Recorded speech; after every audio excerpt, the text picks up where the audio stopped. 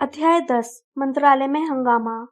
वे लोग सभी कुछ घंटे ही सो पाए थे कि मिस्टर वीजली ने उन्हें जगा दिया। मिस्टर वीजली ने जादू से तंबू पैक किया और फिर वे सभी कैंप साइट से फटाफट रवाना हो गए। रास्ते में उन्होंने मिस्टर रॉबर्ट्स को उनकी झोपड़ी के पास खड़े देखा। उनके चेहरे पर एक अजीब स्तब्ध सा भाव था। उन्होंने मिस्टर वीजली से मैरी क्रिसमस कहकर हाथ हिलाया। हालांकि क्रिसमस अभी बहुत दूर था। वे ठीक हो जाएंगे, मिस्टर वीजली ने बंजर भूमि पर आगे बढ़ते हुए धीरे से कहा। जब किसी की याददाश्त मिटाई जाती है तो कभी कभार उसका दिमागी संतुलन कुछ समय के लिए बिगड़ जाता है, और उनके दिमाग से तो बहुत बड़ी घटना की याद मिटाई गई है। जब वे उस जंगल के पास पहुंचे जहां आवागमन कुंजियां रखी थी तो उन्हें व्यग्र आवाजें सुनाई देने लगी। उन्होंने देखा कि बहुत से जादूगर और जादूगरनियां आवागमन कुंजियों के रखवाले बासिल को घेरे खड़े थे। सभी लोग जल्दी से जल्दी कैंप साइट से दूर जाना चाहते थे। मिस्टर वीजली ने जल्दी से बासिल से बात की। वे लाइन में लगे और उन्हें सूरज के पूरी तरह उगने से पहले ही स्टोट्स हेड हिल तक जाने वाला रबड़ का एक पुराना टायर मिल गया। भोर के उजाले में वे ओट्री चैंट कैच पोल से होते हुए घर की तरफ चलने लगे। उनमें ज्यादा बातें नहीं हो रही थी क्योंकि वे बहुत थके हुए थे और नाश्ते के बारे में हसरत से सोच रहे थे। जब वे गली के मोड़ पर मुड़े और घर नजर आने लगा तो गली में किसी के चिल्लाने की आवाज गूंजी। ओह, शुक्र है, शुक्र है। मिसेस वीजली जो आंगन में खड़ी खड़ी उनका इंतजार कर रही थी, भागती हुई उनके पास आई। उन्होंने अभी तक बेडरूम वाली चप्पलें पहन रखी थी। उनका चेहरा पीला व तनावग्रस्त दिख रहा था और उनके एक हाथ में दैनिक जादूगर अखबार था। आर्थर, मुझे बहुत चिंता हो रही थी। वे मिस्टर वीजली की गर्दन पर झूम गईं और दैनिक जादूगर उनके ढीले हाथ से छूटकर जमीन पर गिर पड़ा। नीचे देखने पर हैरी ने हेडलाइन पढ़ी, क्विडिच वर्ल्ड कप में दहशत का खेल। इसमें पेड़ों के ऊपर मंडराते मौत के निशान की ब्लैक एंड व्हाइट तस्वीर भी थी। तुम सब ठीक हो? मिसेस वीजली ने बुदबुदाते हुए मिस्टर वीजली को छोड़ा और बाकी सबको लाल आंखों से देखा। तुम जिंदा हो? ओह, मेरे बच्चों! सबको देखकर हैरानी हुई कि उन्होंने फ्रेड और जॉर्ज को पकड़कर इतनी जोर से गले लगाया कि उनके सिर आपस में टकराने लगे। आउच! मम्मी, आप हमारा गला दबा रही हैं। जब तुम लोग जा रहे थे तो मैं तुम पर चिल्लाई थी, मिसेस वीजली ने सुबकते हुए कहा। मैं इसी बारे में सोच रही थी। अगर तुम जानते हो कौन तुम्हारी जान ले लेता और मैंने तुमसे आखिरी बात यह कही होती कि तुम्हें पर्याप्त OWL नहीं मिले हैं। ओह, फ्रेड, जॉर्ज! शांत हो जाओ मॉली, हम सब बिल्कुल ठीक हैं, मिस्टर वीजली ने तसल्ली देते हुए कहा। फिर उन्होंने जुड़वा भाइयों को मिसेस वीजली की गिरफ्त से छुड़ाया और मिसेस वीजली को घर की तरफ ले जाने लगे। उन्होंने धीरे से कहा, बिल, वो अखबार उठा लाओ, मैं देखना चाहता हूँ उसमें क्या लिखा है। जब वे सभी छोटे से किचन में बैठे और हरमाइनी ने मिसेस वीजली के लिए कड़क चाय बना दी तो मिस्टर वीजली ने जोर देकर कहा कि चाय में थोड़ी सी ऑगडेंस ओल्ड विस्की जरूर मिलाई जाए। बिल ने अपने डैडी को अखबार दे दिया। मिस्टर वीजली पहले पन्ने पर छपी अखबार को पढ़ने लगे। पर्सी भी उनके पीछे खड़े होकर अखबार पढ़ रहा था। मैं जानता था, मिस्टर वीजली ने भारी आवाज में कहा। मंत्रालय की भूल, अपराधी फरार है, सुरक्षा के शिथिल इंतजाम, शैतानी जादूगरों का उपद्रव, देश के लिए शर्मनाक घटना। इसे किसने लिखा है? ओह, जाहिर है, रीटा स्कीटर ने। यह औरत तो जादू मंत्रालय के पीछे हाथ धोकर पड़ी है, पर्सी गुस्से में बोला।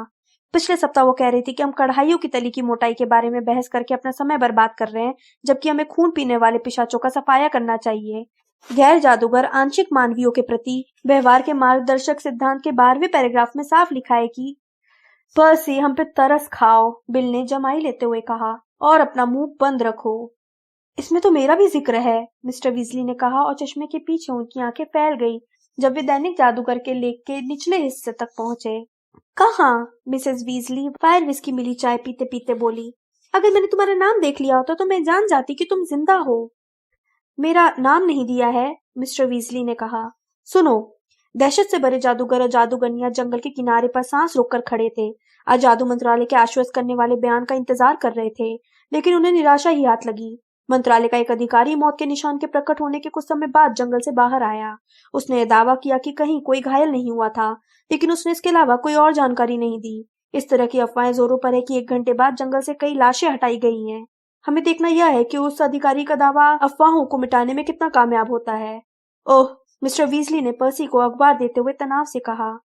जब कोई घायल ही नहीं हुआ तो मैं और क्या कहता। इस तरह की अफवाहें जोरों पर है कि 1 घंटे बाद जंगल से कई लाशें हटाई गई हैं। अखबार में यह छपने के बाद तो निश्चित रूप से इस तरह की अफवाहें जोर पकड़ेंगी ही। उन्होंने एक गहरी आह भरकर कहा, मॉली, मुझे ऑफिस जाना पड़ेगा, इस मामले को संभालना ही होगा। मैं भी आपके साथ चलता हूँ डैडी, पर्सी ने महत्वपूर्ण दिखते हुए कहा। मिस्टर क्राउच को मेरी मदद की जरूरत होगी और मैं कढ़ाइयों की तली वाली अपनी रिपोर्ट उन्हें खुद देना चाहता हूँ। वह किचन में चला गया। मिसेस वीजली बहुत विचलित दिखने लगी। आर्थर, तुम छुट्टी पर हो। इस घटना का तुम्हारे विभाग से कोई लेना देना नहीं है। निश्चित रूप से वे लोग तुम्हारी मदद के बिना इस मामले को संभाल सकते हैं। मुझे जाना ही पड़ेगा मॉली, मिस्टर वीजली बोले। मेरे कारण स्थिति और बिगड़ गई है। मैं दुशाला बदल कर आता हूँ और ऑफिस जाने की तैयारी करता हूँ। मिसेस वीजली, हैरी अचानक ये पूछने के लिए खुद को रोक नहीं पाया, क्या हेडविग मेरी कोई चिट्ठी लेकर आई थी? हेडविग? मिसेस वीजली ने बेध्यानी से कहा। नहीं नहीं, कोई चिट्ठी नहीं आई। रॉन और हर्माइनी ने हैरी को जिज्ञासा से देखा। उन दोनों को अर्थपूर्ण निगाह दिखाते हुए हैरी ने बोला, रॉन, अगर मैं अपना सामान तुम्हारे कमरे में रख दूं तो तुम्हें कोई दिक्कत तो नहीं होगी? नहीं, मुझे भी अपना सामान रखना है, रॉन ने तत्काल कहा। हर्माइनी? हाँ, हर्माइनी ने जल्दी से कहा और वे तीनों किचन से निकलकर सीढ़ियां चढ़ने लगी। जैसे ही उन्होंने रॉन के कमरे में पहुंचकर दरवाजा बंद किया, रॉन ने पूछा, क्या बात है हैरी? मैंने तुम दोनों को एक बात नहीं बताई थी, हैरी ने कहा। बीते रविवार की सुबह मेरे माथे के निशान में बहुत तेज दर्द हुआ था, इतना तेज कि मेरी नींद खुल गई थी। रॉन और हर्माइनी की प्रतिक्रियाएं बिल्कुल वैसी ही थीं जैसे हैरी ने प्रिवेट ड्राइव के अपने बेडरूम में कल्पना की थी। हर्माइनी तत्काल सुझाव देने लगी। उसने कई संदर्भ ग्रंथों का जिक्र किया और एल्बस डंबलडोर से लेकर हॉगवर्ट्स की मैट्रन मैडम पॉम्फ्री तक कई लोगों से सलाह लेने की बात कह डाली। रॉन तो भौचक्का रह गया। लेकिन वो वहां नहीं था, है ना? तुम जानते हो कौन? मेरा मतलब है, पिछली बार जब तुम्हारा निशान दुखा था तब वो हॉगवर्ट्स में ही था, है ना? मुझे यकीन है कि वो प्रिवेट ड्राइव में नहीं था, हैरी ने कहा। लेकिन मैं उसके बारे में सपना देख रहा था, उसके और पीटर यानी वर्मटेल के बारे में। मुझे अब पूरा सपना तो याद नहीं है, लेकिन वे किसी को मारने की योजना बना रहे थे। एक पल के लिए तो वह यह कहने वाला था कि वह मुझे मारने की योजना बना रहे थे, लेकिन उसने खुद को रोक लिया। हरमाइनी पहले ही इतनी दहशत में दिख रही थी कि वो उसे और ज्यादा आतंकित नहीं करना चाहता था। वह सिर्फ सपना ही तो था, रॉन ने हौसला बढ़ाते हुए कहा। सिर्फ एक बुरा सपना। हाँ, लेकिन क्या यह सिर्फ सपना ही था? कहते हुए हैरी खिड़की के बाहर चमकते आसमान की तरफ देख के लिए मुड़ गया। यह अजीब बात है ना?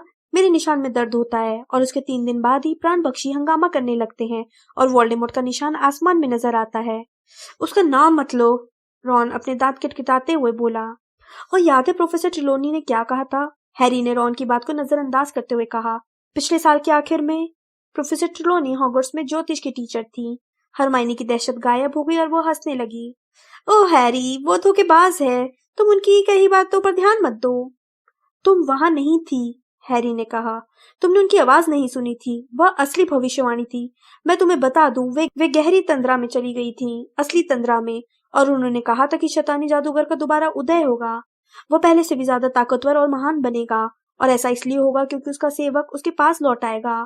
और उसी रात को वर्मटेल बचकर भाग निकला था। कुछ पल खामोशी छाई रही, जिस दौरान रॉन बेचैनी से अनजाने में ही चडले कैनन्स वाली चादर के छेद में उंगली डालता रहा। हैरी, तुम यह क्यों पूछ रहे थे कि हेडविग आई या नहीं? हरमाइनी ने पूछा। क्या तुम्हें किसी की चिट्ठी का इंतजार है? मैंने अपना निशान दुखने के बारे में सीरियस को बताया था, हैरी ने अपने कंधे उचकाते हुए कहा। मैं उसी के जवाब का इंतजार कर रहा हूँ। यह तुमने बहुत अच्छा किया, रॉन बोला और उसके चेहरे से चिंता की लकीरें मिट गईं। सीरियस को जरूर पता होगा कि क्या करना चाहिए, हैरी ने कहा। मुझे उम्मीद थी कि उसका जवाब जल्दी से जल्दी मिल जाएगा, लेकिन हम यह नहीं जानते कि सीरियस कहाँ है। हो सकता है कि वो अफ्रीका में हो या बहुत दूर हो, हरमाइनी ने तर्क दिया। हेडविग इतनी लंबी यात्रा कुछ दिनों में कैसे पूरी कर सकती है? हाँ, मैं जानता हूँ, हैरी ने कहा, लेकिन उसका दिल डूब रहा था जब उसने खिड़की के आसमान की तरफ देखा जहाँ हेडविग कहीं नहीं दिख रही थी।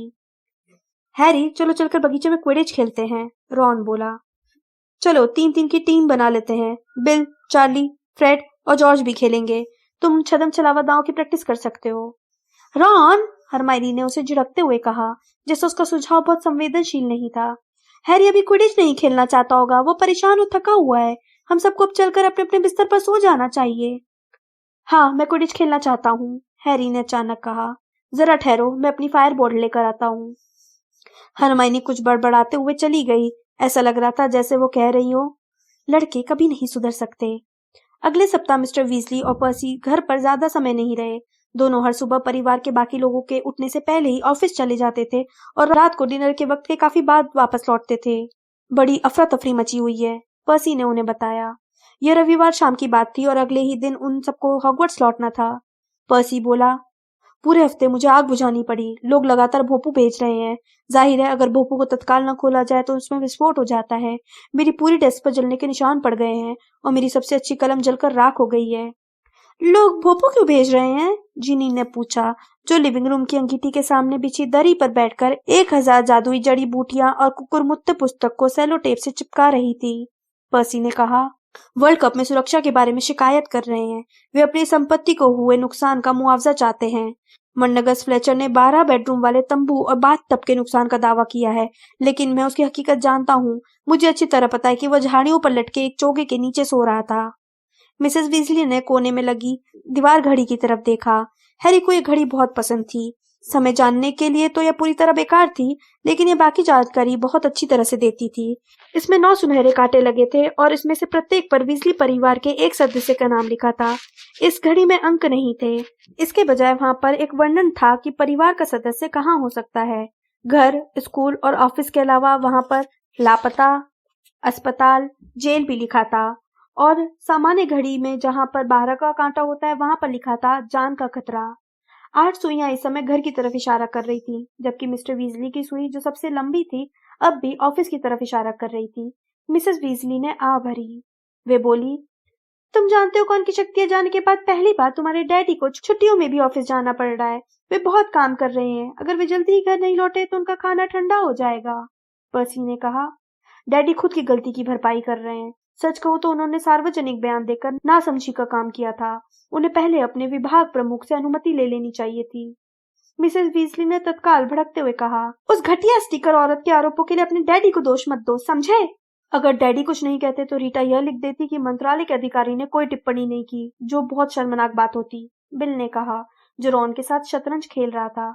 रीटा स्कीटर कभी किसी की तारीफ नहीं करती है। उसने एक बार ग्रीन गॉड के शाप तोड़ने वालों का इंटरव्यू लिया था और मेरे बारे में लंबे बालों वाला वहशी लिखा था। देखो बेटा, तुम्हारे बाल थोड़े ज्यादा लंबे तो हैं, मिसेस वीजली ने धीरे से कहा। अगर तुम कहो तो मैं इन्हें थोड़ा छोटा कर दूं। नहीं मम्मी। बारिश के बौछारें लिविंग रूम की खिड़की से टकरा रही थी। हरमाइनी मंत्रों की मानक किताब भाग 4 में डूबी हुई थी, जो मिसेस वीजली उसके, हैरी और रॉन के लिए छू मंत्र गली से खरीद कर लाई थी। चार्ली फायर प्रूफ टॉफी को सिल रहा था। हैरी अपनी फायर बोर्ड पर पॉलिश कर रहा था। हरमाइनी ने उसके 13वें जन्मदिन पर उसे जो ब्रूमस्टिक सर्विसिंग किट दी थी वह उसके पैरों के पास खुली रखी थी। फ्रेड और जॉर्ज दूर वाले कोने में बैठे हुए थे। उनकी कलमें बाहर निकली हुई थी। वे फुसफुसाकर बातें कर रहे थे और उनके सिर एक चमपत्र पर झुके हुए थे। मिसेस वीजली ने जुड़वा भाइयों को देखते हुए तीखी आवाज में पूछा, तुम दोनों क्या कर रहे हो? होमवर्क, फ्रेड ने कहा। मिसेस वीजली बोली, बेवकूफी की बातें मत करो, तुम्हारी छुट्टियां खत्म नहीं हुई हैं। हाँ, हमने इसे काफी देर तक छोड़ दिया था, जॉर्ज बोला।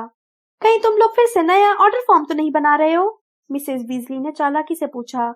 कहीं फिर से बिजली बंदूक जादूगरों की दुकान शुरू करने के बारे में तो नहीं सोच रहे हो?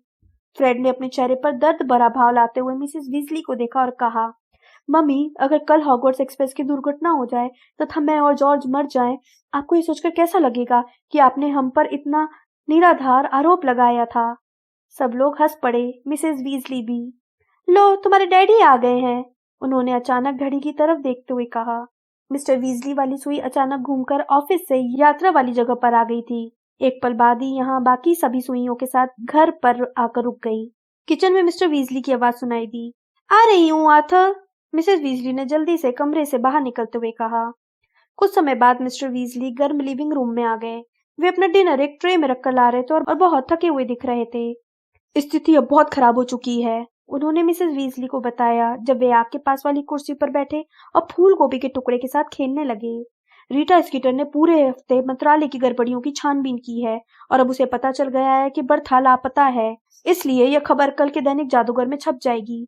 मैंने बैगमैन से बहुत पहले ही कहा था कि वह किसी को इसकी तलाश में भेज दें। पर्सी ने जल्दी से कहा, मिस्टर क्राउच तो ये बात कई हफ्तों से कह रहे हैं। क्राउच बहुत खुशनसीब है कि रीटा को विंकी के बारे में पता नहीं चला, मिस्टर वीजली ने चिढ़ते हुए कहा। यह हफ्ते भर की सबसे धमाकेदार खबर होगी जब रीटा स्कीटर क्राउच की घरेलू जिन को वह छड़ी पकड़े हुए दिखाएगी जिसने मौत का निशान उत्पन्न किया था। लेकिन हम सबकी राय यही थी कि हालांकि वह घरेलू जिन गैर जिम्मेदार थी, लेकिन उसने वह निशान उत्पन्न नहीं किया था, पर्सी ने ताव में कहा। हरमाइनी गुस्से से बीच में बोली, मेरी राय में तो मिस्टर क्राउच की किस्मत अच्छी है कि दैनिक जादूगर में किसी को भी यह नहीं पता चला है कि वे घरेलू जिनों से कितना घटिया व्यवहार करते हैं। देखो हरमाइनी, पर्सी ने कहा, मिस्टर क्राउच जैसा उच्च पद का अधिकारी अपने नौकरों से पूर्ण आज्ञा पालन की आशा करता है। नौकर नहीं, गुलाम, हरमाइनी ने ऊंची आवाज में कहा, क्योंकि वे विंकी को तनख्वाह तो देते नहीं थे। मिसेस वीजली ने इस बहस को खत्म करते हुए कहा, मुझे लगता है कि अब तुम सभी ऊपर जाकर अपना सामान ठीक से पैक कर लो। चलो सभी लोग ऊपर जाओ। हैरी ने अपनी ब्रूमस्टिक सर्विसिंग किट को पैक किया, फायरबोल्ट अपने कंधे पर रखी और रॉन के साथ ऊपर की मंजिल पर जाने लगा। घर पर ऊपरी हिस्सों पर बारिश और बौछार की आवाज ज्यादा तेज हो रही थी। हवा की तेज सीटियां भी सुनाई दे रही थी। इसके अलावा अटारी में रहने वाला पिशाच की दर्द भरी चीखें भी कभी कभार सुनाई दे रही थी। जब वे कमरे में घुसे तो पिग्विजियन चींची करके अपने पिंजरे में उड़ने लगा। ऐसा लग रहा था कि आधे पैक संदूक को देखकर वह बुरी तरह रोमांचित हो गया था। उसके मुंह में जल्दी से उल्लू मिष्ठान भर दो, रॉन ने हैरी की तरफ मिठाई का एक पैकेट उछालते हुए कहा। इससे वह चुप हो जाएगा। हैरी ने पिग्विजियन के पिंजरे की छड़ों के बीच से मिठाई के कुछ टुकड़े अंदर डाल दिए और फिर अपने संदूक की तरफ मुड़ा। हेडविग का पिंजरा पास में ही रखा था, लेकिन वह अब भी खाली था। हैरी ने हेडविग के खाली पिंजरे को देखते हुए कहा, 1 हफ्ते से ज्यादा समय हो चुका है।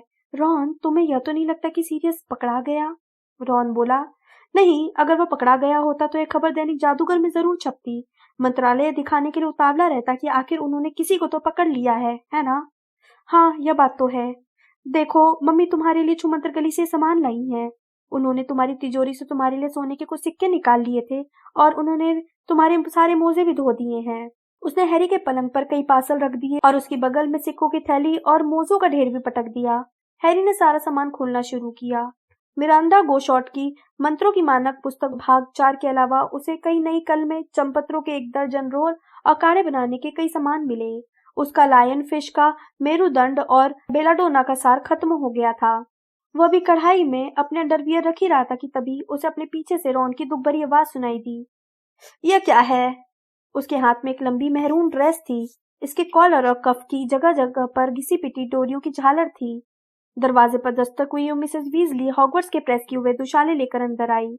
ये लो, उन्होंने दोनों के कपड़ों को अलग अलग करते हुए कहा। ध्यान रहे तुम इन कपड़ों को अच्छी तरह से रखना ताकि उस पर सीलन न पड़ जाए। मम्मी, शायद आपने मुझे जिनी की ड्रेस दे दी है, रॉन ने उन्हें ड्रेस दिखाते हुए कहा। नहीं, ऐसा नहीं है, मिसेस वीजली बोली। यह तुम्हारी ही है। इस साल तुम्हें समारोह में यही ड्रेस पहननी होगी। क्या? रॉन ने दहशत में आते हुए कहा। समारोह की ड्रेस, मिसेस वीजली ने दोहराया। तुम्हारे स्कूल की सूची में साफ लिखा है कि तुम्हें इस साल समारोह की ड्रेस लानी है जो औपचारिक अवसरों पर पहनी जा सके। आप मजाक कर रही हैं? रॉन ने अविश्वास से कहा। मैं इसे किसी भी हालत में नहीं पहनूंगा। इन्हें सभी लोग पहनते हैं रॉन, मिसेस वीजली ने चिढ़कर कहा। ड्रेस वाले दुशाले ऐसे ही होते हैं। तुम्हारे डैडी भी पार्टियों में इसी तरह के दुशाले पहनते थे, रॉन ने अड़ते हुए कहा। इन्हें पहनने के बजाय तो मैं बगैर कपड़ों के जाना पसंद करूंगा। बेवकूफों जैसी बात मत करो, मिसेस वीजली ने कहा। तुम्हारे स्कूल की सूची में लिखा है कि तुम्हें ड्रेस वाले दुशाले ले जाने हैं। मैं हैरी के लिए भी लाई हूँ। दिखाओ तो सही हैरी। मन ही मन थोड़ा घबराते हुए हैरी ने अपने पलंग पर पड़ा आखिरी पार्सल खोला। बहरहाल यह उतना बुरा नहीं था जितना उसे उम्मीद थी। उसके ड्रेस वाले दुशाले में डोरियां या झालर नहीं थी। दरअसल यह दुशाला उसके स्कूल के दुशाले की तरह ही दिख रहा था। फर्क सिर्फ इतना था कि यह काला नहीं बल्कि हरा था। मैंने सोचा कि इससे तुम्हारी आंखों का रंग उभर कर दिखेगा, मिसेस वीजली ने प्यार से कहा। हैरी का दुशाला तो ठीक है, रॉन ने गुस्से से हैरी की ड्रेस की तरफ देखते हुए कहा। आप मेरे लिए भी ऐसा ही दुशाला क्यों नहीं लाई? क्योंकि देखो, मैंने तुम्हारा दुशाला सेकेंड हैंड खरीदा था और वहाँ ज्यादा चुनाव की गुंजाइश नहीं थी। यह कहते समय मिसेस वीजली का चेहरा लाल हो गया।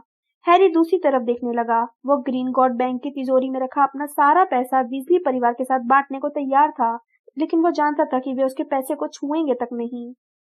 मैं यह कभी नहीं पहनूंगा, रॉन ने जिद करते हुए कहा। कभी नहीं। ठीक है, मिसेस वीजली बोली, तो फिर नंगे ही घूमना। और हैरी, तुम उस हालत में रॉन की एक तस्वीर ले लेना, मैं उसे देखकर खूब हंसूंगी। वे कमरे से बाहर जाते समय दरवाजा धड़ाम से बंद कर गईं। तभी हैरी और रॉन को अपने पीछे से एक अजीब सी आवाज सुनाई दी। पिग्विजियन ने अपने मुंह में मिठाई का एक बहुत बड़ा टुकड़ा भर लिया था जो उसके गले में अटक गया था। पिग्विजियन के गले से मिठाई का टुकड़ा निकालने के लिए आगे बढ़ते हुए रॉन ने गुस्से से कहा, मुझे मिलने वाली हर चीज घटिया ही क्यों होती है?